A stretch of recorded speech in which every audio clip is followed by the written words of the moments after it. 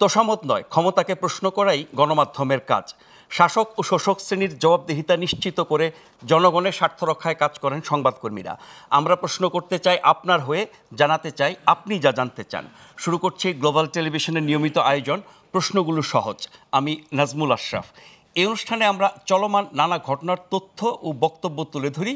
অতিথিদের কাছে জানতে চাই সেসব তথ্য ও বক্তব্যের প্রতিক্রিয়া ও বিশ্লেষণ। নির্বাচনের রোডম্যাপ ঘোষণার দাবিতে আগামীকাল বুধবার প্রধান উপদেষ্টার সঙ্গে বৈঠক করবে বিএনপি।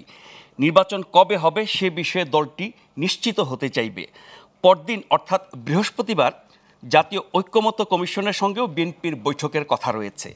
ডিসেম্বরের মধ্যে নির্বাচন না দিলে শরিকদের নিয়ে আন্দোলনের কথাও এরই মধ্যে বিএনপির পক্ষ থেকে বলা হয়েছে। আমাদের আজকের আলোচনার বিষয় নির্বাচন নাকি আন্দোলন। এই বিষয় নিয়ে আলোচনার জন্য আমাদের স্টুডিওতে এরই মধ্যে উপস্থিত হয়েছেন সিপিবির সাধারণ সম্পাদক জনাব রুহিন হোসেন প্রিন্স। কিছুক্ষণের মধ্যে আমাদের সাথে যোগ দেবেন বিএনপি চেয়ারপারসনের উপদেষ্টা জনাব আব্দুস সালাম। গ্লোবাল টেলিভিশনের পাশাপাশি এই অনুষ্ঠানটি আপনারা একযোগে দেখতে পাচ্ছেন আমাদের ইউটিউব চ্যানেল এবং ফেসবুক পেজেও। প্রিন্স ভাই, আপনাকে দিয়ে শুরু করি। সালাম ভাই আসলে ওনার কাছ থেকে মূলত জানবো আজকের বিষয় সম্পর্কে প্রারম্ভিক বক্তব্য।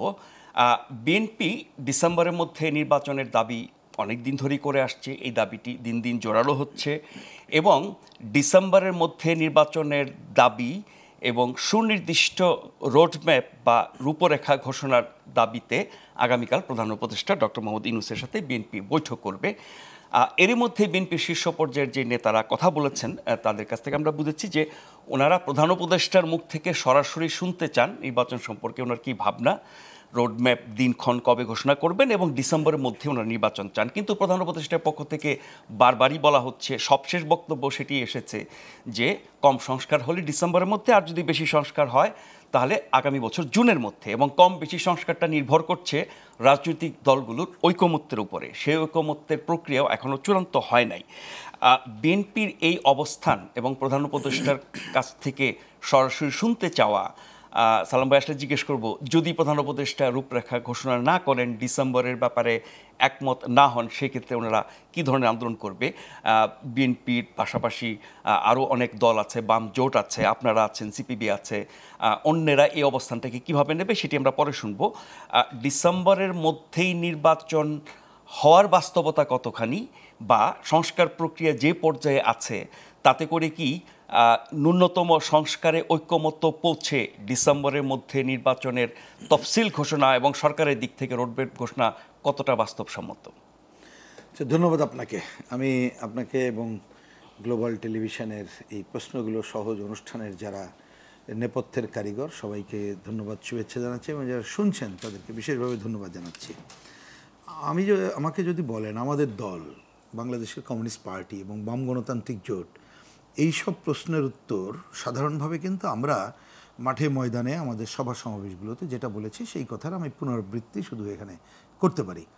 প্রথম কথা হচ্ছে, এই সরকারের যে 7 মাস অতিবাহিত হয়ে গেল, 8 মাস অতিবাহিত হয়ে গেল, এবং আজকে যখন আমি আপনার সামনে কথা বলছি তখন দেখবেন যে শিল্পে গ্যাসের দামের একটা বিরাট মূল্য বৃদ্ধি, এবং যে গণশুনানি আগের সরকার বাতিল করে দিয়েছিল ওনারা গণশুনানি করেছেন, ধন্যবাদ জানিয়েছিলাম। কিন্তু গণশুনানিতে উপস্থিত হয়ে আমরা বলেছিলাম এইবারের এই গণশুনানি অপ্রয়োজনীয় এবং গণশুনানিতে কথা শোনা হবে কিন্তু দাম বাড়ানো হবে, বাতিল করেন, শুনলেন না, দাম বাড়ালেন। মানে আগে তো রামখাউসে একটা শুনানি হতো, কিন্তু সরকার তার মতো সিদ্ধান্ত নিল। একই রকমই না, এবার তো শুনানিও হয় না।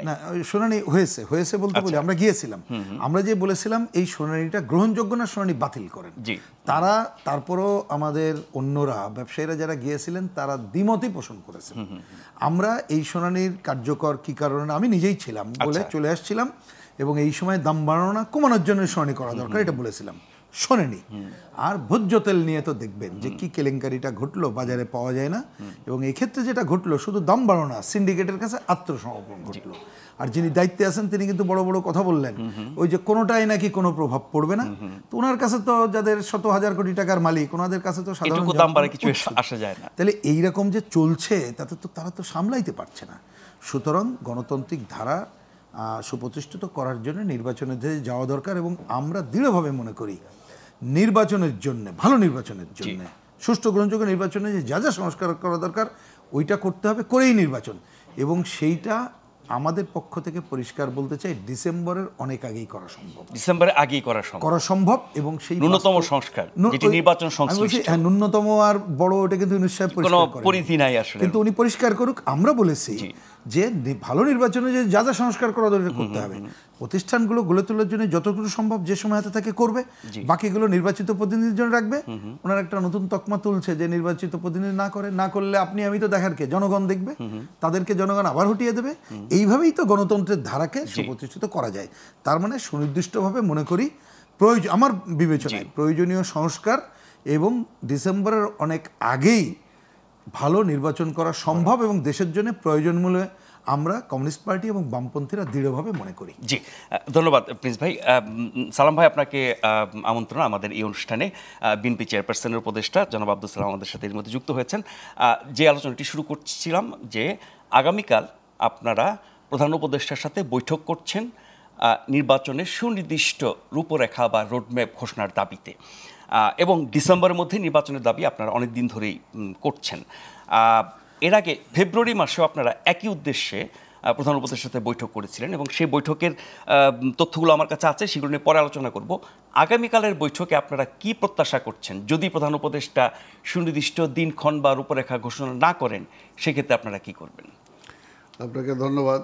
আমার সহ-আলোচক কমিউনিস্ট পার্টির জেনারেল সেক্রেটারি সহ আজকে যারা অনুষ্ঠান দেখছেন শুনছেন সবাইকে ধন্যবাদ এবং বাংলা নববর্ষের শুভেচ্ছা। শোনেন, আমরা একটা কথা বারবারই বলে আসছি যে জনগণ দীর্ঘ 15টা বছর ধরে অপেক্ষা করতেছে একটা তার ভোট দেওয়ার জন্য, তার ভোটে নির্বাচিত সরকার ক্ষমতায় আনার জন্য।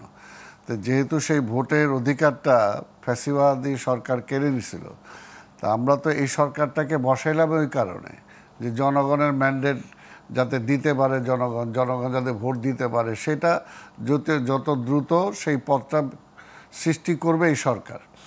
এবং ওইটা সৃষ্টি করার জন্য কিছু সংস্কার দরকার, এটা আমরাই বলে আসছি আগে থেকে।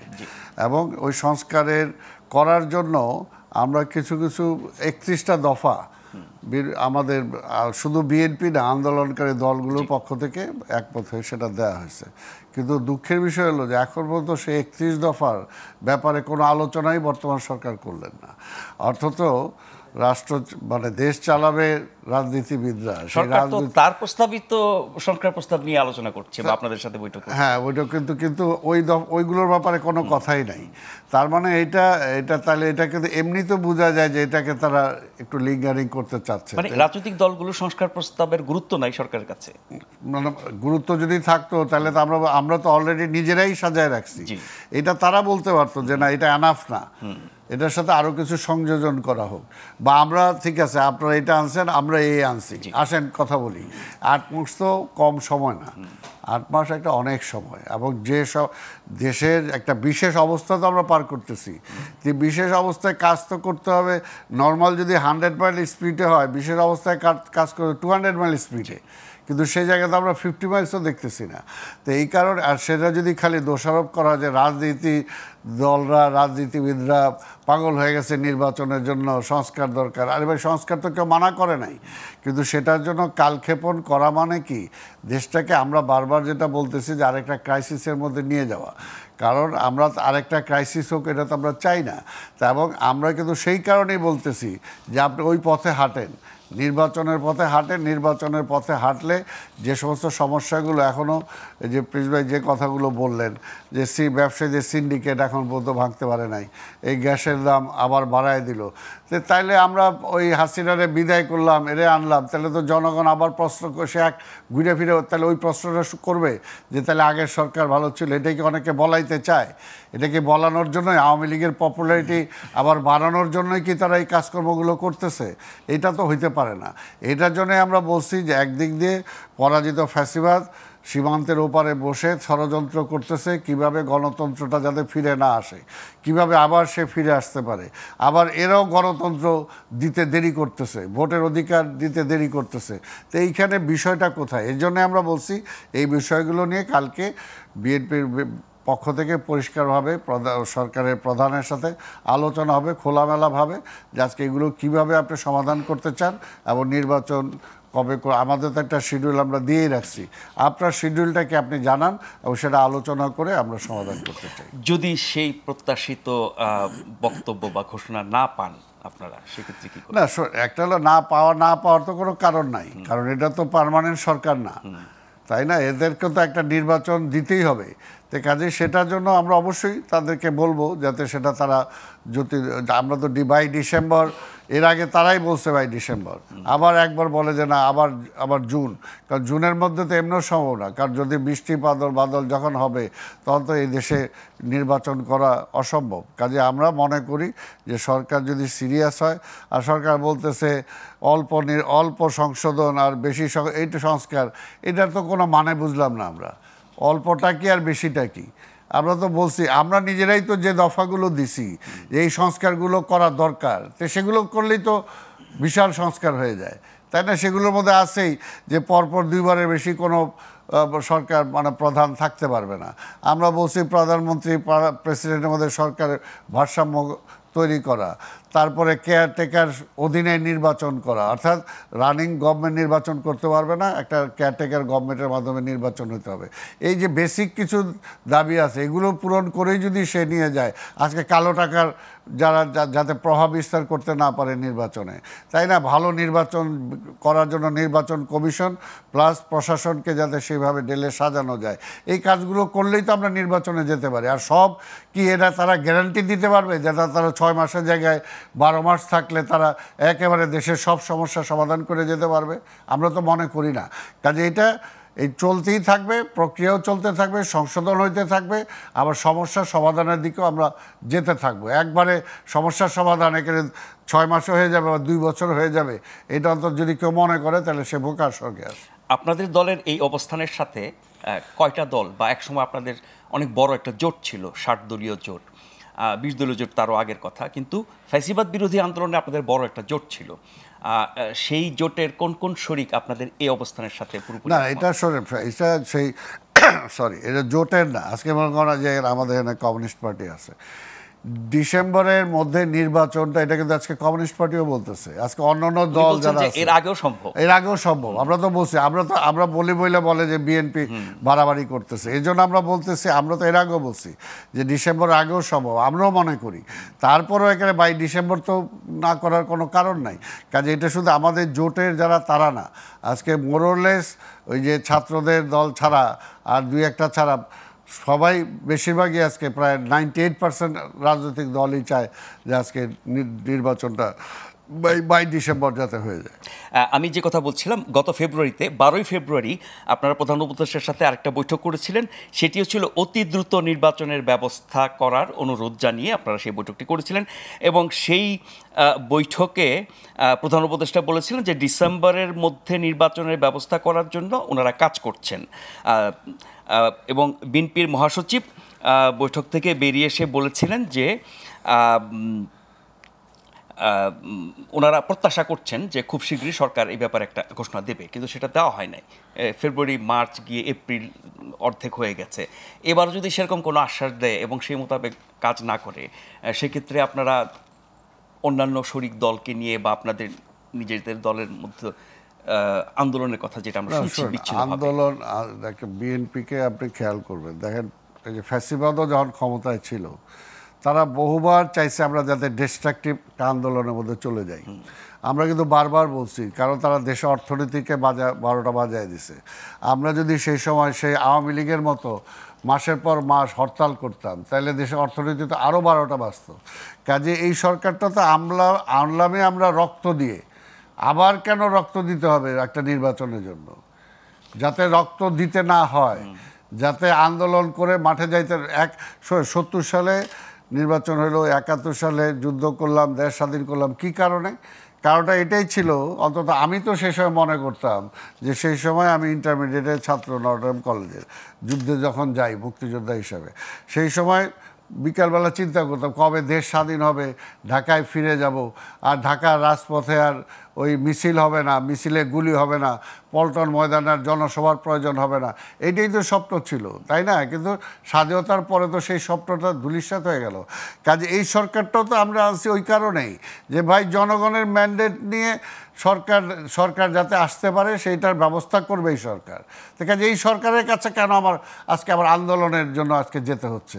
কাজে আমরা মনে করি যে এই সরকার বুঝতে পারবে, ডক্টর ইউনূস সাহেব বুঝতে পারবে যে তার অন্য যে সমস্ত তাকে অনেকে উৎসাহিত করতেছে যেদিকে নিয়ে যাইতে, সেটা দেশের জন্য মঙ্গল না, ওনার জন্য মঙ্গল না।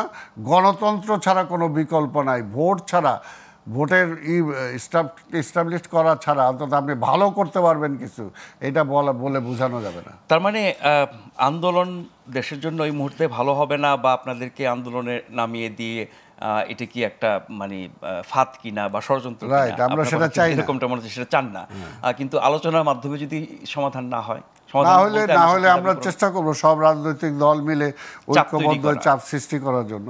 জি প্রিন্স ভাই, এই চাপ সৃষ্টির ক্ষেত্রে আপনার দল বা অন্যান্য যেসব বাম দল আছে, বাম জোট আছে, তারা নিশ্চয়ই বিএনপির সাথে একযোগে এই চাপ তৈরি করবে নাকি? না, আমি এক্ষেত্রে একেবারেই পরিষ্কার করে আমাদের পজিশনটা একটু বলি, কারণ আপনার প্রশ্নগুলো সহজ, উত্তরগুলো আমি সহজে বলতে চাই। দেখেন, আমরা এই যে ভোটটা, আমি একটু যদি অন্যদিকে যাই, আমাকে অনেকে বলে যে আরে ভাই আমরা কমিউনিস্ট পার্টি সমস্ত চান, বিপ্লব করতে চান, তো এখন কেন ইলেকশন নিয়ে এত মাতোয়ারা হয়েছে? আমি ঈদের সময়ও বিভিন্ন জায়গায় গেলাম, গ্রামে গঞ্জে, অনেকে করে প্রশ্ন, নানা কারণে করে, সেদিকে গেলাম না। তো তার একটা সহজ উত্তর দিই যে ভাই, আমি তো কালকেই আমার সমাজ বিপ্লব সমাজতন্ত্র পাচ্ছি না, কিন্তু একটা যদি গণতান্ত্রিক পরিবেশ না থাকে তাইলে অপশক্তি নানা সুযোগ নেবে। এমনকি আমার শ্রমিকের কথা, আমার সাধারণ মানুষের কথাও বলতে পারছি না। যেমন ধরুন আজকে এত বড় ঘটনা, এই যে ক্ষুদ্র শিল্প সংকটে পড়বে, বড় শিল্প সংকটে পড়বে, তেলের দাম বাড়ানোর সিন্ডিকেট বহল আছে, টকশোতে কিন্তু ওই এজেন্ডা না নিয়ে এসে ওই একই এজেন্ডার কথা বলতে হলো। শুধু তাই না, আমি আপনাকে সাক্ষী রেখে, কারণ আপনি অনেক ভোকাল এবং অনেক কথা বলেন, আপনি বলেন তো এই 8 মাসে সংস্কারের স্পেসিফিক এজেন্ডা ধরে ধরে কয়টা সংলাপ আমরা আলোচনা করতে পারছি টকশোতে? পারিনি, কারণ তো সামনে আসেনি, করবেন কি? আপনিও নিরুপায়, আমরাও নিরুপায়।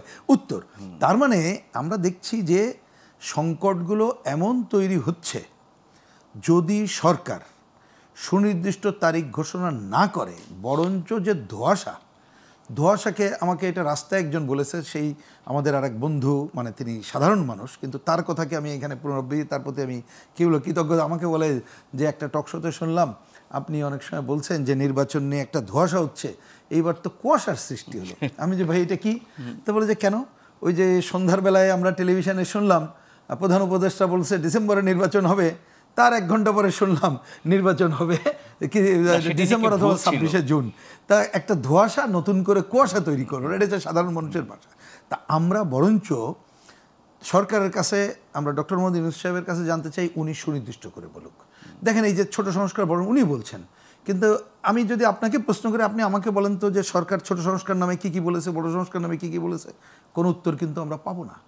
বরঞ্চ আরেকটা ধোঁয়াশার কথা এখানে বলি, সংস্কারের কথা যেহেতু আসছে, ওনারা যে 6টি কমিশন যে ডাউস বইগুলো তৈরি করেছে, আমরা উল্টাতে পেরেছি। লাইন বাই লাইন পড়াটা একটা কঠিন কাজ, এটা অল্প সময়ের ব্যাপারও না।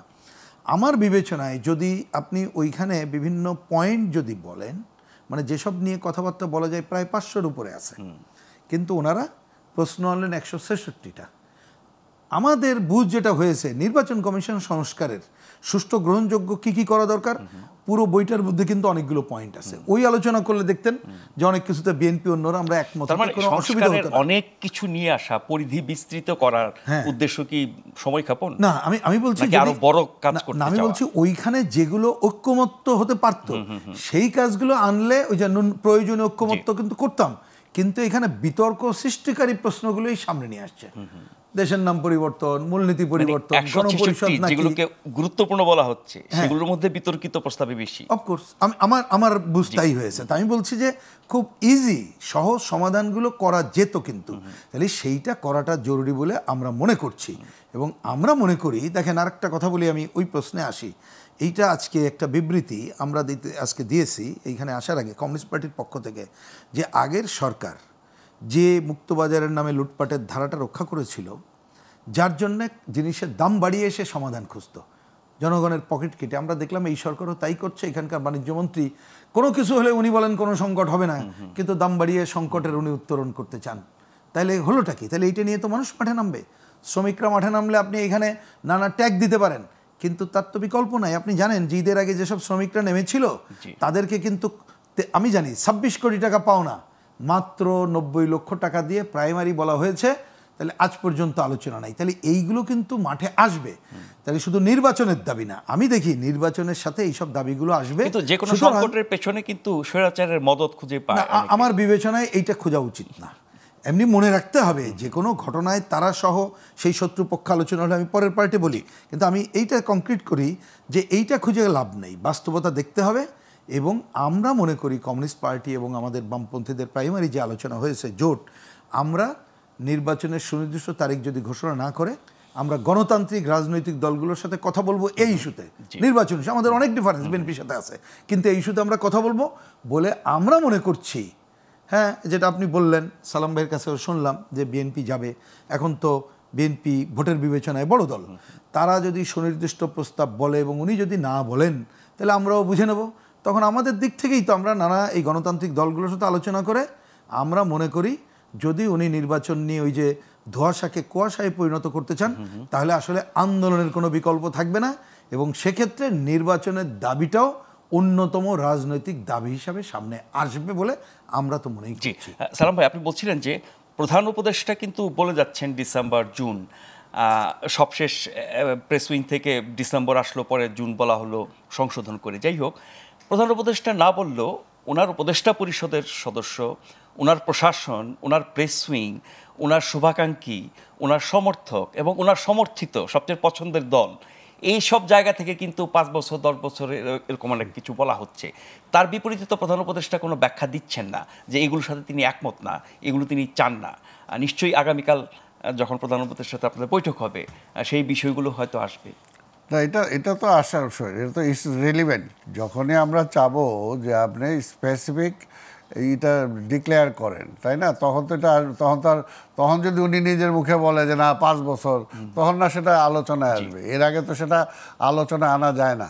তো এই কারণেই আমরা যেটা চাই যে পরিষ্কার কথাটা, যে আজকের ওনারা এটা কথাই তো ইন্টেরিয়াম গভর্নমেন্ট, তাই না, অন্তর্বর্তীকালীন সময়ের জন্য। তো অন্তর্বর্তীকালীন সময় কতক্ষণ, সেটা তো একটা লিমিটেশন আছে। আর ওনারা কতটুকু কাজ করার, সরকারের তো কোনো মানে সময়সীমা বেঁধে দেওয়া নাই, যেহেতু এটা ঐকমত্যের ভিত্তিতে। কিন্তু তারপর অন্তর্বর্তীকালীন তার পূর্ণকালীন সরকার না, এটাও তো আবার ঠিক, পূর্ণকালীন তো না। কাজে ওইটা যেটা বলছে ওইটার মধ্যে তো এমনি এটা নস্যাৎ হয়ে যায়। কাজে ওইটা কারো থাকতে পারে। আর যেটা বললাম যে যেহেতু আমরা এই সরকার যেটা আছে, এদের তো কাজ একটাই, মূল কাজ, সেটা হলো একটা নির্বাচিত সরকারের কাছে ক্ষমতাটা হস্তান্তর করা, মানুষের ভোটের অধিকারটাকে ফিরিয়ে দেওয়া। এটা হলো তাদের মূল কাজ। আর এর বাইরে তো তাদের অন্য কাজ নেই। আজকে দেশটা যদি আপনারা তো বলছেন ওদের মূল কাজ হচ্ছে সংস্কার করা, না সাথে যুক্ত করতে, এটার সাথে আমরাও বলছি, সেটা তো আমরাও এগ্রি করছি যে আপনাকে এটার জন্য অর্থাৎ এই নির্বাচনটাকে সুষ্ঠু করার জন্য যতটুকু সংস্কার করা দরকার, আর পরবর্তী সরকার যাতে ফ্যাসিবাদ না হইতে পারে সেটার জন্য কি দরকার সেটা আপনি সংস্কার করেন, এটা তো আমাদের কোনো আপত্তি নাই। এটা তো আমরাও চাচ্ছি যে এই সরকার সেটা করুক। কিন্তু বিষয়টা হলো যে ধরেন যদি দেশটা আরেকটু এরা খোদা না করুক, যদি আরেকটা ক্ষতিগ্রস্ত দিকে চলে যায়, তখন এদের তো কোনো জবাবদিহিতা নাই। কিন্তু আমরা যারা রাজনীতি করি, আমি সরকারে থাকি বা না থাকি, আমাকে কিন্তু জবাব দিতে হয়। যেটা প্রিন্স সাহেব বললেন যে আমি এলাকায় গেছি, আমার বলে কয়দিন পরে নির্বাচন বা কি হবে কি না, অর্থাৎ মানুষ তো জানতে চায় আমার কাছে। তা এখনও যে ভাই নির্বাচন কি হবে কি না, ভাই আপনারা যত কিছু করেন এই 5 বছর, অর্থাৎ এই যে এটা তো আমার কাছেই জানতে চাবে। ঠিক এই জন্যই বললাম যে জবাবদিহিতাটা আমাদেরকে করতে হয়। সেই কারণেই আমরা এই সরকারের কাছে পরিষ্কারভাবে আমরা জানতে চাবো যে এটা আমরা বিগিনিং থেকে বলতেছি, আপনি একটা রোড ম্যাপ দেন। প্রথম বলছি রোড ম্যাপ দেন, আপনার টোটাল যে আপনি কতদিন থাকতে চান, এর মধ্যে কি আপনি সংস্কার করতে চান। এই সময়টা যদি ঠিক হয়ে যায় তাহলে আমরাও আমাদের এটা ঠিক করি, পরিকল্পনাটা ঠিক করি, কিন্তু এখন পর্যন্ত কিন্তু 8 মাস চলে যাওয়ার পরও এই সরকার রোডম্যাপ তো দেয়ই নেই। এখন যেটা আমরা বলতেছি যে আপনি নির্বাচনী শিডিউল দেন, অর্থাৎ নির্বাচনটা কবে করতে চান সেটা রোডম্যাপ আপনি দেন। এখন এটাকে আমরা আরও সংক্ষিপ্ত করে আছি। তো এখন সে যদি সেটা আমরা এটা আমাদের কারণে অনেকে ভুল বোঝাতে চায় যে আজকে রাজনৈতিক দলগুলোকে তাদের মুখোমুখি দাঁড় করাইতে চায়। আমরা যেটা বলতেছি অর্থাৎ জনগণকে অবিশ্বাস করতেছে, অর্থাৎ ভোট দিলে মনে হয় জনগণ ভুল ভোট দিয়ে দিবে, যেটা এর আগে ওই ফ্যাসিবাদী সরকারও ভোট দেয় নাই। আরে ভোট দিব ওই তারেক আইসা দেশ চালাবে এটার জন্য ভোট দিব, পরিষ্কার বলছে। এখনও এরা বলে যে ভোট দিব, ভোট দিলে বিএনপি ক্ষমতায় চলে আসবে এর জন্য ভোট দিব। তার মানে জনগণের ম্যান্ডেট হাসিনাও নিতে চায় না, এরাও নিতে চায় না। এটা কারণটা বুঝি না। ভোট আটকানোর রাইট তো আপনার কারণ নাই, যে গণতন্ত্রে বিশ্বাস করে না। না তাই তো, তার মানে গণতন্ত্র প্লাস আপনার জনগণের ম্যান্ডেটের উপর আপনার আস্থা নাই। জনগণ, বাংলাদেশের জনগণ কখনো ভুল করে নাই। কারণ আজকে এটা স্বাভাবিক হয়, যদি আমি যদি খারাপ কাজ করি, যখন আমি পাবলিক যখন ভোটটা দিবে তখন কি আমার খারাপ লোকটারে ভোট দিবে? দেয় নেই তো। আপনি দেখেন 75-এর পরে আপনার 90-এর পরিবর্তনের পরে 91 যখন নির্বাচন হয়েছে, ওই নির্বাচনের আগে আওয়ামী লীগ একের মুজিব কোট্টর বানায়, মন্ত্রী পরিষদ বানায় রেডি হয়ে গেছিল। বিএনপিও কিন্তু সেই সময় রাজনৈতিক দল হিসাবে ওই রকম ছিল না, অনেক ভাঙচুরে এমন একটা অবস্থায় ছিল।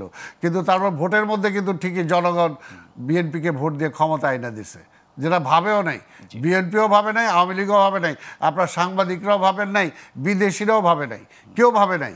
কিন্তু পাবলিক, কিন্তু জনগণ, মানুষের মনে কি আছে কাজে আপনি ওইটাকে কেন আটকেতে চান? আর জনগণ ভুল করবে এইটা আমি বলার কি? আমার কি সেই অথরিটি আছে? আমার কি সেই রাইট আছে? না, গণতন্ত্রে জনগণ যে রায় দেবে সেটা আপনার কাছে ভুল মনে হতে পারে, আরেকজন কাছে শুদ্ধ মনে হবে, কিন্তু এটাই তো গণতন্ত্র। তাহলে এটাই গণতন্ত্র। তারপরে যদি কেউ আসার পরে আপনি দিলেন, তারা পারলো না, তারপর জনগণ চেঞ্জ করবে। নিশ্চয়ই। এটাই তো প্রক্রিয়া। কিন্তু আপনি তো মানে জোর করে ক্ষমতায় থাকার কোনো আপনার রাইট নাই, যেটা এর আগে সরকার করতে যায় একেবারে সমূলে উচ্ছেদ হয়েছে। সমূলে উচ্ছেদ না শুধু, আজকে রাজনীতি বলেন, আজকে খালি আওয়ামী লীগ ক্রাইসিসে পড়ে নাই, আজকে হোল রাজনীতিটাকে ক্রাইসিসে ফেলায় দিয়ে গেছে শেখ হাসিনা, গণতন্ত্রটাকে ক্রাইসিসে ফেলায় দিছে। আজকে দেখেন কি করছে সেটা, আজকে মসজিদের ইমাম পর্যন্ত পালাইছে, পুলিশের আইজি পর্যন্ত পালাইছে, আজকে বিভিন্ন প্রতিষ্ঠানের প্রধানগুলো পর্যন্ত পালাইছে। অর্থাৎ দেশটাকে একটা ক্রাইসিসের মধ্যে ফেলে দিয়ে গেছে। কাজে আবার ওইদিকে কেউ নিয়ে যাক, এটা তো আমরা চাই না। নিশ্চয়ই। আমরা একটা ছোট্ট বিরতি নিয়ে এই আলোচনা ফিরে আসবো, আশা করছি ফিরে এসে আপনাদেরকে সাথেই পাবো।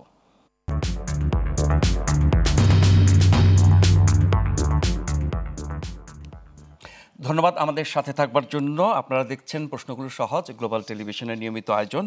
আজ আমাদের অতিথি বিএনপি চেয়ারপারসনের উপদেষ্টা জনাব আব্দুস সালাম এবং সিপিবির সাধারণ সম্পাদক জনাব রুহিন হোসেন প্রিন্স।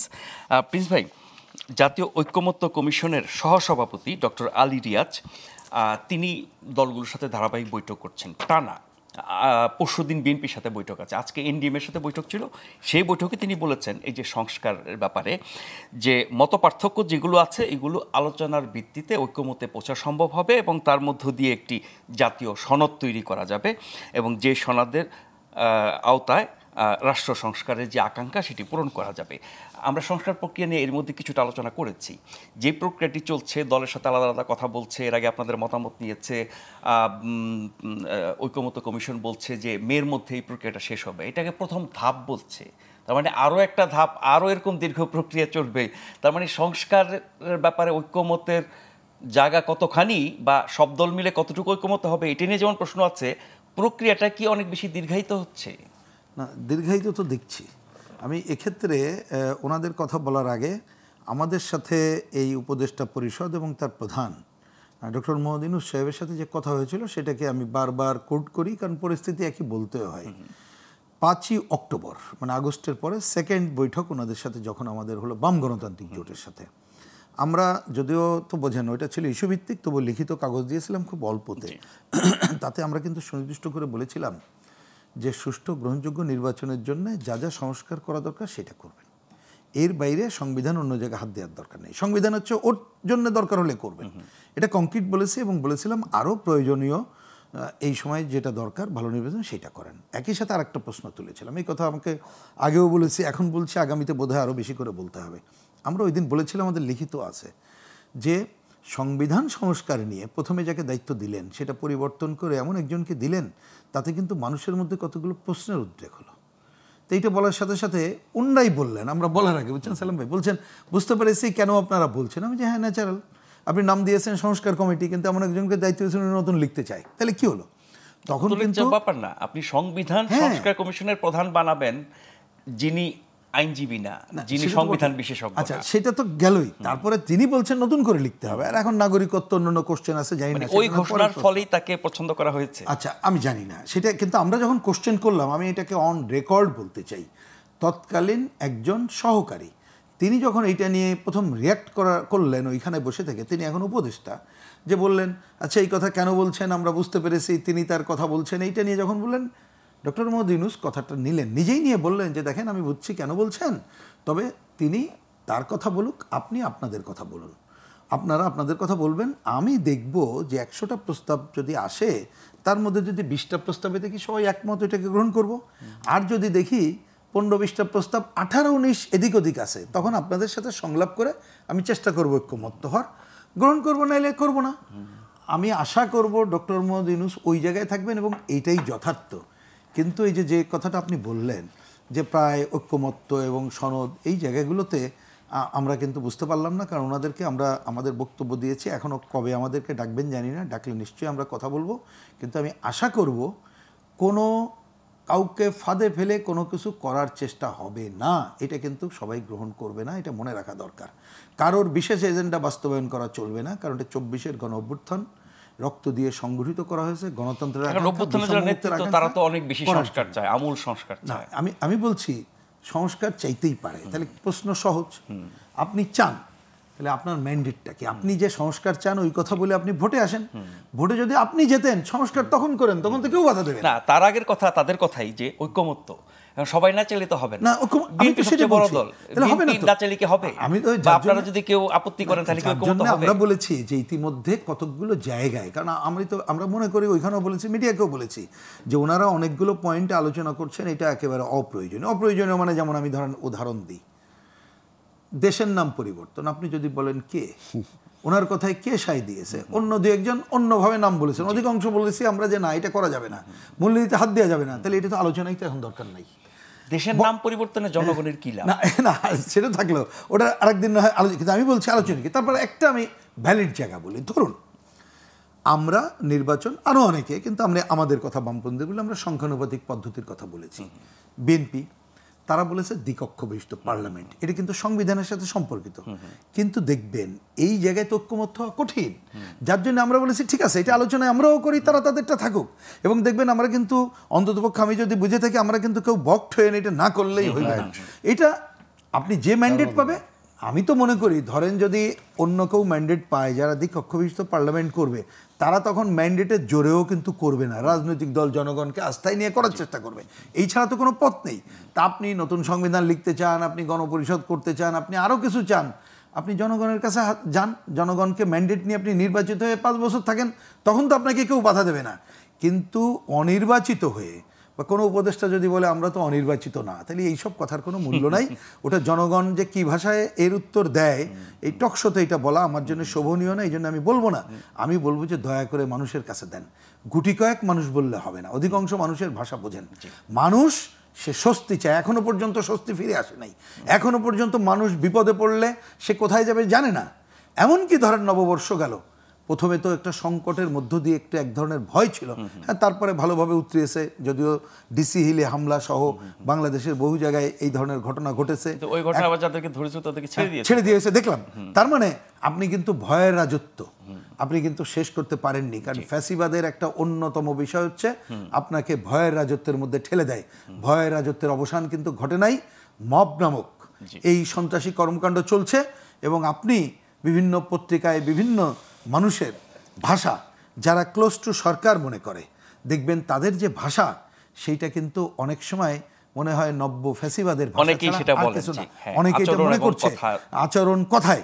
তার মানে আমরা যে কারণে কর্তৃত্ববাদী, স্বৈরাচারী, ফ্যাসিবাদী এই প্রবণতা তো হঠাৎ করে হয় না, এই ধারাবাহিকতায় যেটা হয় আমরা তো সেটা দেখতে চাই না। এটা চায় কারা?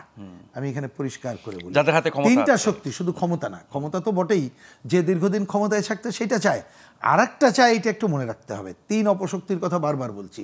একটা পতিত গ্রুপ, একটা হচ্ছে এই দীর্ঘদিন অগণতান্ত্রিক শাসনে বেড়ে ওঠা অপশক্তি, ভূ রাজনৈতিকরণে আধিপত্যবাদী এবং সাম্রাজ্যবাদী শক্তি।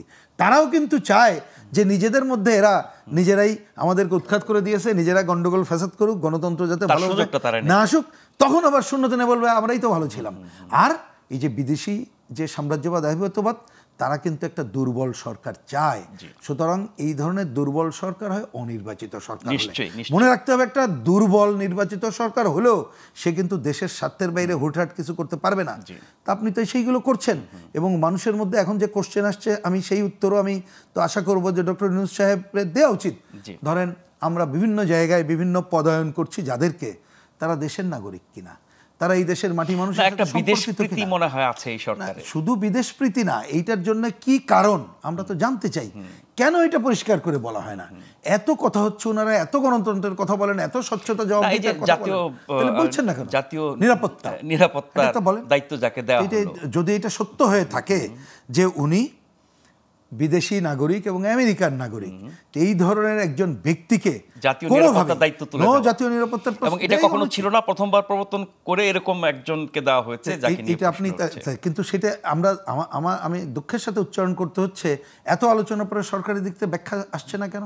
তাইলে অতীতের সরকারের সাথে পার্থক্য কি থাকলো? তার মানে জবাবদিহিতা তোয়াক্কা করছে না। তিনটা পয়েন্ট সব সময় রাখতে হবে: স্বচ্ছতা, জবাবদিহিতা, সব কাজে জনগণের অংশগ্রহণ। এইটা ছাড়া কিন্তু গণতন্ত্রের গও হয় না। এইটা গণতন্ত্রের এই কাজগুলো মূল কথা। আমাদেরকে দেখতে হবে। জি, সেই চর্চাগুলো যখন কোনো সরকারের মধ্যে থাকে না, তাকে গণতান্ত্রিক সরকার, গণতান্ত্রিকভাবে নির্বাচিত না সেই হিসেবে গণতান্ত্রিক সরকার না, কিন্তু সবার সম্মতিতে এসেছে, ঐক্যমতের ভিত্তিতে এসেছে, সেটা ঠিক আছে, কিন্তু আচরণটা তো গণতান্ত্রিক হওয়া উচিত। সালাম ভাই, পরশুদিন আপনারা জাতীয় ঐক্যমত্য কমিশনের সাথে বৈঠকে বসবেন, সেখানে নিশ্চয়ই সংস্কারের বিষয়গুলো আসবে। আগামীকাল যেমন নির্বাচন রোডম্যাপ, আপনার ডিসেম্বরের মধ্যে নির্বাচন, এগুলো নিয়ে কথা হবে। সংস্কারের ক্ষেত্রে যেভাবে প্রক্রিয়া চলছে, বলছি যে মে মাসে নাকি প্রথম পর্ব হবে, এখন দ্বিতীয় পর্ব আবার কতদিন সাজাবে, এই প্রক্রিয়া সংক্ষিপ্ত করার ব্যাপারেও নিশ্চয়ই আপনারা কোনো পরামর্শ দেবেন বা দাবি জানাবেন। না, আমাদের তো কথাটা পরিষ্কার, যেটা এতক্ষণ যে কথাটা বললাম, যে আমরা বিগিনিংয়ে বলছি যে এই সরকারের মূল তার এজেন্ডাটাই হলো যে নির্বাচন এবং একটা গ্রহণযোগ্য নির্বাচন। কিন্তু সরকার কি সেটা ভাবছে? না, সরকারকে ভাবতে হবে। আজকে মনে করেন যে সরকার, আমি যদি আর প্রশ্ন করি যে এই সরকার তোমার এই গ্যাসের দাম বাড়ানোর অধিকারটা কে দিছে? কে দিছে? যেহেতু তাদেরকে আমরা দায়িত্ব দিয়েছি। নো, এটা পিপলস কোনো ম্যান্ডেট নাই যে তোমার এইভাবে করার। আমি তো বললামই যে আজকে শোনেন, সবার জন্যই কিন্তু বিচারটা আছে। শেখ হাসিনাও কনস্টিটিউশনকে মানেই নাই, যখন সে প্রাইম মিনিস্টার, যে সংবিধানই মানে নাই সে। তো এখন তো বুঝতেছে মজাটা, এখন তো মজাটা বুঝতেছে। সো আইনের বাইরে কিন্তু কেউ না, এই সরকারকেও একদিন জবাবদিহিতার আওতায় আসতে হবে। এর মানে এই না যে সে যেটা ইচ্ছা সেটাই করে গেল আর সেটার কোনো নাই। নো, এটাকেও, এর জন্যই বললাম যে তারও একটা সীমাবদ্ধতা আছে, সেই সীমাবদ্ধতাটুকুর মধ্যেই তার থাকা উচিত, এর বাইরে তার যাওয়া উচিত না। যেটুকু তার করার রাইট নাই, এর বাইরে তার যাওয়া উচিত না। কাজে বুঝতেই হবে এটা, যে আপনি যেভাবে আপনি ব্যাখ্যা করেন না, যেহেতু তার কর্তৃত্ব, দায়িত্ব, ক্ষমতা নির্দিষ্ট করা নেই, সে কারণে না থাক, কিন্তু আমরা বলছি যে এই সরকারকে আমরা আনছি, so you have to consult with us. তার মানে সবার সম্মতিতে যেটুকু করা যাবে সেটাই করব। অবশ্যই সে সকলে, আজকে আমরা যারা এই ফ্যাসিবাদকে বিদায় করছি, ইনক্লুডিং ছাত্র, তাদেরকে মাইনাস করে বলতেছি না, আমাদের সাথে আলোচনা করে এই সরকারকে প্রতিটা স্টেপ নিতে হবে। এবং এর বাইরে যদি এককভাবে কোনো স্টেপ নেয়, তাহলে সেটাই প্রশ্নবোধক। সংস্কার ছাড়া আর কোনো বিষয়ে কি আলোচনার মাধ্যমে সিদ্ধান্ত নেওয়া হচ্ছে না? সব ব্যাপারে আমরা তো বলতেছি যে, এর আগেও বারবার বলে আসছি যে এখনও সেটাই বলবো, যে সরকার এমন কোনো সিদ্ধান্ত নেবে না যেটা তার নিজস্ব এজেন্ডা হবে। তার এজেন্ডা যেটাই সে করতে চাক, আমরা যা তাকে বসাইছি। আজকে ওই যে ম্যান্ডেট যদি বলেন যে ম্যান্ডেট, হ্যাঁ ম্যান্ডেট তাহলে আমরা দিছি, তাহলে আমাদের সাথে তাকে কনসাল্ট করতে হবে। কারণ জবাবদিহিতাটা আমরা করবো যে আমরা জনগণ ম্যান্ডেট দেয়, আবার ম্যান্ডেট তো ফিরিও না, ফিরেও নাই। তো সেই কারণে আমরা বলতেছি যে আপনাকে আমরা আনছি, এই কারণে আমরাই তো আনছি যে শেখ হাসিনাকে বিদায় করে আমরাই এক পথে যে ঠিক আছে ডক্টর ইউনূসের নেতৃত্বে এই ইন্টেরিয়াম গভর্নমেন্ট থাকবে, এই ইন্টেরিয়াম গভর্নমেন্টের দায়িত্ব থাকবে আগামী নির্বাচন করা, তাই না? এর মধ্যে তো অনেক দল হিসেবে এটা বলছেন, কিন্তু অভ্যুত্থানকারী ছাত্র যারা নেতৃত্বে ছিল তারা তো অনেক বেশি স্টেক দাবি করে, তাদের প্রভাবটাই কি বেশি সরকারের উপর? কে কি দাবি করলো সেটা তো প্রশ্ন। আওয়ামী লীগ তো একাই দাবি, নেতৃত্ব তো তারাই দিয়েছে। না শোনেন, এটা অ্যাবসলিউটলি সবাই মিলেই দিছে এখানে কি আপনি আমরা দীর্ঘদিন আন্দোলন করে আসছি, শেষের কয়টা দিন, সেই সময় নিশ্চয়ই তারেক রহমান সাহেবের ঘোষণা, তারেক রহমান সাহেবের ব্রিফিং, ওই কথাগুলো তো দেশ ও জাতি ভুলে যায় নাই যে আন্দোলন এখন চূড়ান্ত পর্যায়ে আছে, আরেকটা হিট দিতে হবে, নামতে হবে সবাই, এবং আমরাও বলছি এবং তারাও বলছে, তাই না? এবং সবার অংশগ্রহণের মধ্য দিয়ে সেটা হয়েছে। আরেকটা হলো যে আওয়ামী লীগের মতো একটা দল, শেখ মুজিবুর রহমানের মতো একজন নেতা এককভাবে যখন দাবি করতে গেছে মুক্তিযুদ্ধের, তখন তার পরিণতিটা কি হয়েছে? যখন রেজাল্টটা সব নিজের পকেটে নিতে চাইছে, আওয়ামী লীগ মানে মুক্তিযুদ্ধ, আওয়ামী লীগ মানে মুক্তিযোদ্ধা, আজকে মুক্তিযোদ্ধাটাকে কোথায় নিয়ে গেছে, মুক্তিযুদ্ধটাকে কোথায় নিয়ে গেছে? তো কাজে ওই পথে যাতে কেউ না হাঁটে, ওই যে বলছি না, অতীত থেকে শিক্ষা গ্রহণ করা উচিত, ওই হাসিনারে দেখেও শিক্ষা গ্রহণ করা উচিত আমাদের, ওই ৭৫-এর পরিবর্তন দেখে আমাদের শিক্ষা গ্রহণ করা উচিত, ওই শেখ মুজিবুর রহমানের গলায় দড়ি দিয়ে যেটা নামাইছে ওইটা থেকে শিক্ষা গ্রহণ করা উচিত আমাদের সবার। তো কাজে এই জন্যে বলবো যে এটা এককভাবে ওইটা যদি কেউ ওইটা মনে করে, সেই মনে করাটাই হবে একটা মানে পরাজয়ের একটা লক্ষণ। তো এখন এটা আমাদের সবার, আমরা যেটা চাই দেশটা ভালো দিকে যাক, গণতন্ত্রটা ফিরে আসুক, আমরা গণতন্ত্রটা চাই। আমার মালিকানা, দেশের মালিকানা, আগে দেশের মালিকানা বিক্রি হয়ে গেছিল, ওই সীমান্তের ওপার থেকে ঠিক করে দিত এই দেশটা কে চালাবে, এই দেশের প্রধানমন্ত্রীটা কে হবে। আমরা ওইটা থেকে ফিরে আসতে চাই, আমরা আমাদের সরকার আমরা গঠন করতে চাই। আর জনগণেরই সেটা রাইট আছে। আপনারা আমার এই 15-20 জন বা 100, 200, 500 জনের মধ্যে সেটা নাই, এটা জনগণ। কাজে ওই জনগণকে আপনি ফিরে দেন, জনগণ ভুল করে নাই, করবেও না, আর জনগণকে বেকুব মনে করার আপনার কোনো রাইট নাই, কোনো রাইট নেই। ফিরে যেতে হবে, তাদের উপর আস্থা রাখতে হবে, তাদের সিদ্ধান্ত অনুযায়ী সবকিছু হবে। আরেকটা ছোট্ট বিরতি নিয়ে ফিরে আসছি, এবারও ফিরে এসে আপনাদেরকে পাবো আশা করছি।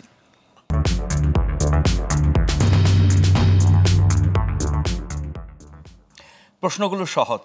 গ্লোবাল টেলিভিশন নিয়মিত আয়োজন দেখছেন আপনারা। আমাদের সাথে অতিথি আছেন জনাব আব্দুল সালাম এবং জনাব রহিন হোসেন প্রিন্স। আমরা বাংলাদেশের নির্বাচন সংস্কার এগুলো নিয়ে অনেক আলোচনা করলাম। এরই মধ্যে কিছুটা উঠে এসেছে যে বাংলাদেশ যদি সংকটে থাকে, বাংলাদেশ যদি বিভক্ত থাকে, বাংলাদেশে যদি জাতীয় স্বার্থ বিঘ্নিত হয়, তার সুযোগ বাইরে শক্তিরা নিতে পারেন। ভূ রাজনীতির একটা বড় কেন্দ্র কিন্তু এই দক্ষিণ এশিয়া। সাম্প্রতিককালে মিয়ানমারকে কেন্দ্র করে অনেক রকমের তৎপরতা, এখানে চায়না, ভারত, আমেরিকা, বহু পক্ষের বহু রকমের স্বার্থের ব্যাপার নিয়ে অনেক খবরাখবর, আলোচনা, বিশ্লেষণ এগুলো হচ্ছে। আমাদের জন্য সবচেয়ে বড় স্বার্থ হচ্ছে রোহিঙ্গাদের ফেরত পাঠানো। সেটি এত বছর ফেরত পাঠানো যায়নি। এরই মধ্যে বিষয়টি নিয়ে আলোচনা হয়েছে অন্তর্বর্তী সরকারের সাথে, কিন্তু কবে কখন কিভাবে নেবে বা কতজন রোহিঙ্গাকে তারা নেবে, 180,000-এর কথা তারা যেটা বলেছে, সেটি কিন্তু তারা বলছে যে এরাই শুধু মিয়ানমার থেকে এসেছে, আসলে এসেছে তো 12.5 লাখ যারা বাংলাদেশে এখন আশ্রিত। এই সংকটের ব্যাপারে অন্তর্বর্তী সরকার কিছুটা আশাবাদী হয়েছে, চায়নার সাথে কথা বলে, বিমস্টেকে এটা নিয়ে আলোচনা করে মিয়ানমারের কর্তৃপক্ষের সাথে। কিন্তু বিশ্লেষকরা বলছেন যে আসলে আশাবাদী হওয়ার কিছু নেই, এই সংকটটি থাকবে। আবার সেই সংকট নিরসনের ক্ষেত্রে আমেরিকাও একটা ভূমিকা রাখার চেষ্টা করছে। আগামীকাল বুধবার আমেরিকার স্টেট ডিপার্টমেন্টের 2জন কর্মকর্তা বাংলাদেশে আসছে, এই মিয়ানমারের বিষয় নিয়ে কথা বলবে। আবার মিয়ানমারের যে বাস্তবতা, তাদের যে গৃহযুদ্ধ এবং আরাকানের যে বাস্তবতা, আরাকান আর্মির দখলে আছে সেই অঞ্চলটি, ফলে সেখানে ফেরত পাঠানো কতটা সম্ভব হবে, এটি নিয়ে অনেক জটিলতা আছে। আমরা সেই জটিলতায় কতটা মোকাবেলা করতে পারবো অন্তর্বর্তী সরকার এককভাবে, নাকি জাতীয় উদ্যোগে সব দলকে নিয়ে, সেটি নিয়ে আমরা আলোচনা করব, নাকি নির্বাচিত সরকার এসে করবে। এই ব্যাপারে আমাদের একটা বিশেষ প্রতিবেদন আছে আব্দুল্লাহ শাফি, সেটি একটু দেখে নিই।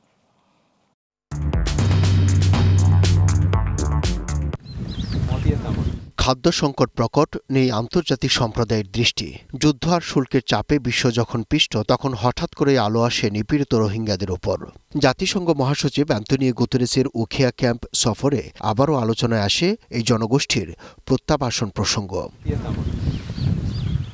প্রধান উপদেষ্টা ডক্টর মোহাম্মদ ইউনূসের চীন সফর ও থাইল্যান্ডে মায়ানমারের উপপ্রধানমন্ত্রীর সঙ্গে হাই রিপ্রেজেন্টেটিভ খলিলুর রহমানের বৈঠক ঘোষণা আসে ফেরত নেওয়া হচ্ছে 1,80,000 রোহিঙ্গা। এটিকে সরকারের বড় সফলতা বলেও প্রচার করা হয়। সেই ব্যাপারে যথেষ্ট অগ্রগতি হয়েছে এবং আমরা যদিও বিশ্লেষকরা বলছেন ভিন্ন বাস্তবতার কথা। তাতমাদু সরকারকে এমন কোনো চাপ আন্তর্জাতিক সম্প্রদায় দেবে না যাতে তারা রোহিঙ্গা প্রত্যাবাসনে রাজি হয়। তাহলে এমন কোন শক্তি বা কূটনীতি প্রয়োগ করা হলো যাতে তাতমাদু সরকার রাজি হয়ে গেল, নাকি আরাকান আর্মির সঙ্গে দোষারোপের সুযোগ নিল? প্রশ্ন এই বিশ্লেষকের। যেই পরিমাণে স্যাংশন রাশিয়াকে দিয়েছে আন্তর্জাতিক কমিউনিটি, বিশেষ করে পশ্চিমাদের, তার 50% যদি দিত তাহলে মনে হয় মিয়ানমার এতদিনে রাজি হয়ে যেত। এদিকে আগামীকাল বুধবার ঢাকা আসছেন যুক্তরাষ্ট্রের সহকারী 2 পররাষ্ট্রমন্ত্রী। তাদের সঙ্গে যোগ দেবেন মায়ানমারে নিযুক্ত দেশটির রাষ্ট্রদূত। ধারণা করা হচ্ছে রোহিঙ্গা প্রত্যাবাসন বিষয়েও আলোচনায় গুরুত্ব পেতে পারে এই সফরে, কারণ অনুদান সরিয়ে নেওয়ার পর যুক্তরাষ্ট্র নতুন করে অনুদান বাড়িয়েছে। এই বিশ্লেষক মনে করেন মায়ানমারে চীনের স্বার্থ অনেক বেশি, তাই জান্তা সরকারের পাশাপাশি সশস্ত্র গোষ্ঠীগুলোর সঙ্গেও সম্পর্ক গড়ে তুলেছে দেশটি। প্রধান উপদেষ্টার চীন সফরে আশা দেখালেও স্থানীয় বামারদের সঙ্গে সংঘাতের ধারণা করছেন অনেকে। এখন এই মুহূর্তে যদি লার্জ স্কেলে রোহিঙ্গারা রিপ্যাট্রিয়েট হয় তাহলে কিন্তু এথনিক প্রবলেমটা বেড়ে যাবে এবং এই যে বামারদের সাথে তাদের এই সংঘাতটা আরও বেড়ে যাবে।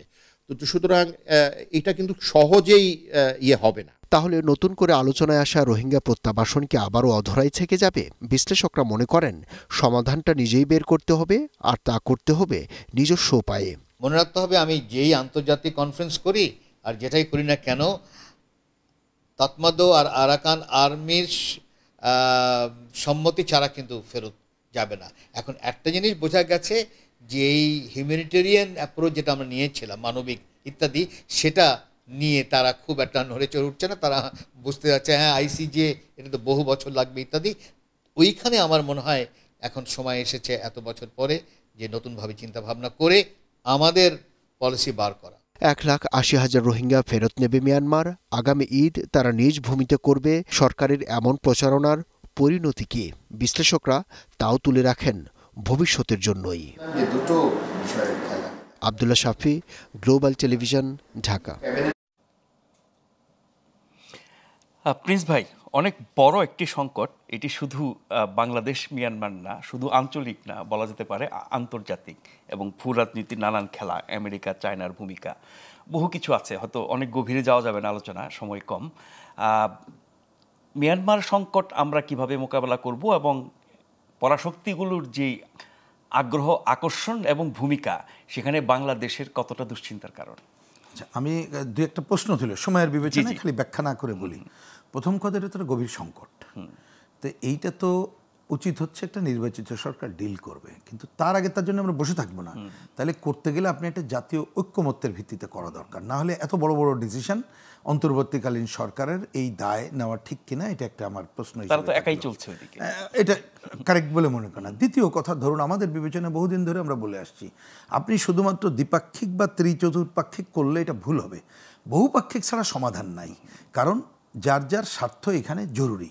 আর এই আলোচনা একটু আগে করলাম, এখনকার ভূ রাজনৈতিক কারণে এটা নানা জটিল পরিস্থিতি, আর আরাকান আর্মিরাই অধিকাংশ জায়গা তারা দখল করে আছে। সুতরাং এই সামগ্রিকতা বিবেচনা করে ভূমিকা নিতে হবে। কিন্তু এখানে কতগুলো কনফিউশন আমি তো অন্ততপক্ষে যদি বুঝে থাকি, দেখেন 12.5 লক্ষ অফিসিয়ালি বলি, বাস্তবের থেকে অনেক বেশি।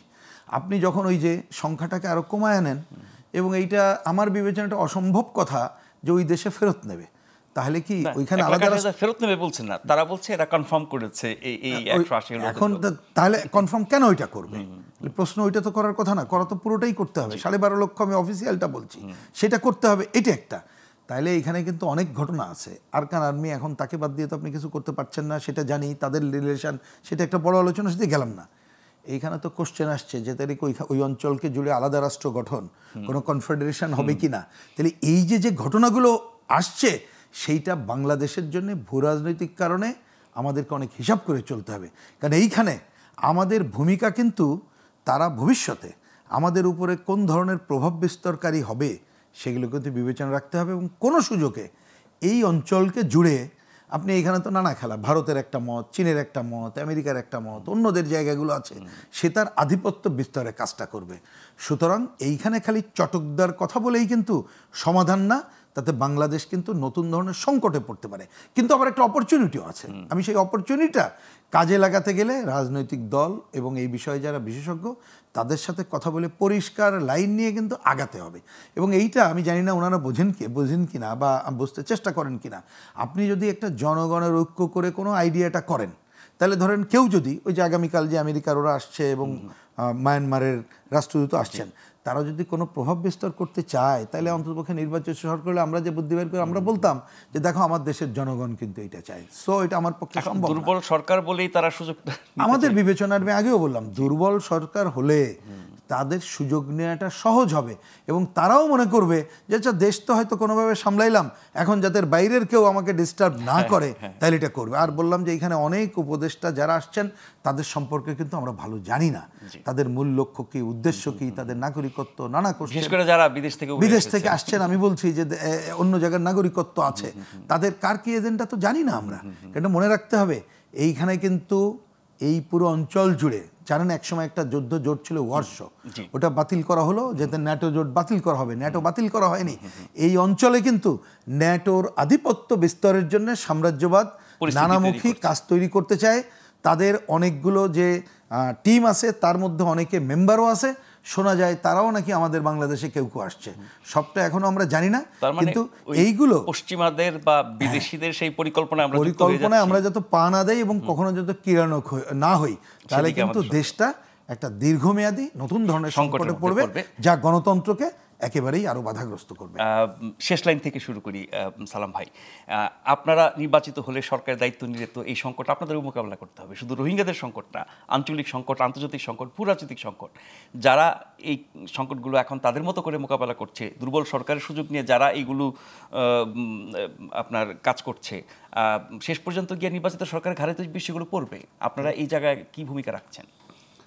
দেখেন, এটা কিন্তু সত্য কথা। আর আরেকটা হলো যে এটাকে খুব সিরিয়াসলি আমরা ওই গত সরকারের আমলে, ফ্যাসিবাদের আমলে বারবার বলছি যে এটা এই ব্যাপারে আমরা জাতীয় ঐক্যমত্য দরকার। কিন্তু আওয়ামী লীগ কোনো বলছে যে না, আওয়ামী লীগ একাই এনাফ, এবং এটা করে আসলে প্রবলেমটাকে কিন্তু আরও সে গভীরে নিয়ে গেছে, যেটা আগেই উচিত ছিল, তাহলে হয়তো এত গভীরে যেতে পারে। আওয়ামী লীগ একা কাজ করেছে একটি শক্তির প্রভাবে, এখনকার সরকার কি একাধিক শক্তির প্রভাব? না, এখন এই সরকারও সে একই চলতেছে, যেটা আমরা বলতেছি যে বাইরের শক্তির প্রভাব, যেটি আওয়ামী লীগের ক্ষেত্রে একটি দেশের ছিল প্রায় পুরোটা, এখন তো বহুজাতিক হয়ে গেছে, বহুজাতিক হয়ে গেছে। আর এটা এই জন্যই বলবো যে কে কিভাবে নিবে, অনেকে আমার সাথে একমত না হইতে পারে। এই পার্বত্য চট্টগ্রাম নিয়ে কিন্তু স্বাধীনতার পর থেকেই বিভিন্ন আন্তর্জাতিক, জাতীয় বিভিন্ন রকম মানে ষড়যন্ত্র কিন্তু ছিলই। অনেকভাবে নিতে পারে, কিন্তু আমি অন্তত বলবো যে শহীদ রাষ্ট্রপতি জিয়াউর রহমান তার ওই সময়ের একটা ভূমিকা সে গ্রহণ করছিল, একটা স্টেপ সে নিছিল বলে এখন পর্যন্ত পার্বত্য চট্টগ্রাম আপনার যতটুকু থাক আপনার নিয়ন্ত্রণে কিছুটা আছে। যদি এটাও না নিত এতদিন আরও কিছুই থাকতো না। এর জন্যই এটা অ্যাবসলিউটলি আমাদের জাতীয় চিন্তার মধ্যে যদি আমরা একমত না হই যে আমাদের দেশের মানে সার্বভৌমত্ব রক্ষা করার জন্য উই শুড বি ইউনাইটেড, কোনো বিকল্প না যে আমার 1 ইঞ্চি জমিও আমি কাউকে দিব না, এবং এটা আমি কোনোভাবেই না। এইটার মধ্যে যদি আমি সবাই একমত না হইতে পারি, তাহলে এটা এই ষড়যন্ত্র ঠেকানো বড় মুশকিল, কঠিন হয়ে যাবে। অনেক ধন্যবাদ সালাম ভাই, অনেক ধন্যবাদ প্রিন্স ভাই, যারা শুরু থেকে দেখেছেন, পরে যুক্ত হয়েছেন, প্রত্যেককে ধন্যবাদ জানিয়ে আজকের মতো শেষ করছি। অনুষ্ঠানটি পুনঃপ্রচার হবে কাল সকাল 7টায়, আর এই অনুষ্ঠানে ফিরে আসবো আগামীকাল রাত 9টায়। শুভরাত্রি।